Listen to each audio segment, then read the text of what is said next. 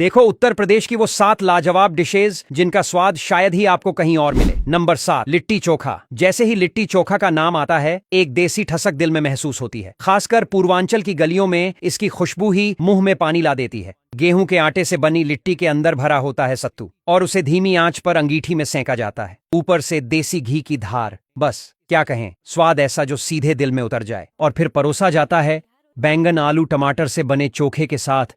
UP के पूर्वांचल क्षेत्र में इसका अपना ही जलवा है। स्वाद में इतना देसी और दमदार कि 5 स्टार के मेनू भी पीछे रह जाए। घी में डूबी गर्मा गर्म लिट्टी और ऊपर से तीखे मसाले वाला चोखा, इसका असली स्वाद सिर्फ यूपी में ही लिया जा सकता है। नंबर 6, इमरती जौनपुर। इमरती को देखकर आपको जलेबी की याद आ सकती है, लेकिन ये उससे कहीं ज्यादा खास होती है। उड़द दाल के घोल से बनाई जाने वाली ये मिठाई अपने गोल घूमदार डिजाइन से पहचानी जाती है और गाढ़ी चाशनी में डूबने के बाद ये जो स्वाद देती है वो लाजवाब होता है।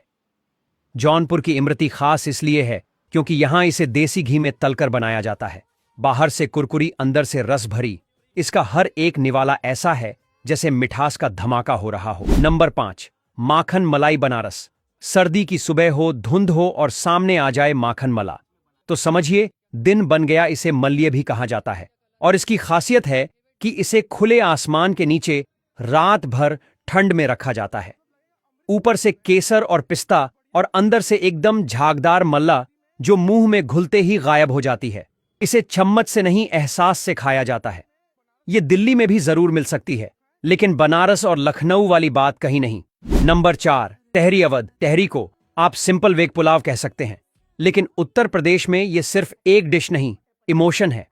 खास तौर पर अवध क्षेत्र में बनने वाली ये चावल की डिश आलू मटर, गाजर और खूब सारे मसालों के साथ तैयार होती है। इसकी खुशबू से ही भूख दोगुनी हो जाती है। इसे खाते वक्त ऐसा लगता है जैसे कई तरह के लाजवाब स्वादों को चावल में समेट लिया गया हो। नंबर 2, मथुरा का पेड़ा। कृष्ण जन्मभूमि मथुरा सिर्फ धार्मिक नहीं, स्वाद की दुनिया का भी तीर्थ है। और यहाँ के पेड़े की तो बात ही मत पूछो। दूध को लगातार गाढ़ा करके खोए की शक्ल देकर ये पेड़ा बनाया जाता है। इसका रंग हल्का भूरा और स्वाद इतना शुद्ध होता है कि खाए बिना रुका नहीं जाता। नंबर 2, कुलचा निहारी लखनऊ।